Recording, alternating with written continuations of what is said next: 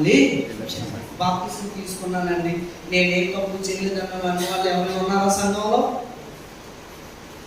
బాప్తిసం తీసుకున్నానండి, రక్షణ పొందానండి, నేను ఏ పాపం చేయలేదండి, ఏ తప్పు చేయలేదండి, ఏ దోషం చేయలేదని అన్న వాళ్ళు ఎవరైనా ఉన్నారా?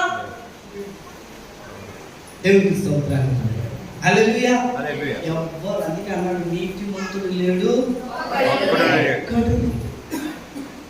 అందుకే నేను పరిశుద్ధులను ఇప్పుడు కూడా మనము అనుకోకూడదు. దేవునికి స్తోత్రాలు. హల్లెలూయా.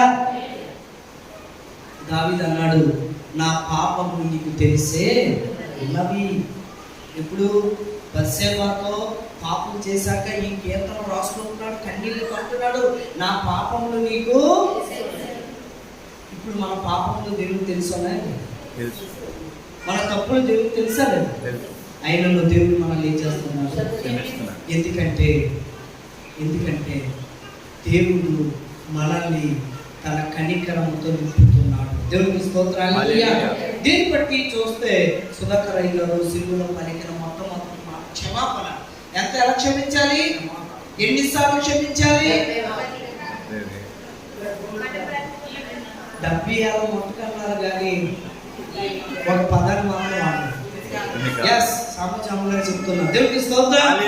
ఎలా అంటాడండి? మన జీవిత కాలం అంతా మన సహోదరులు మనం ఏం చేయాలి?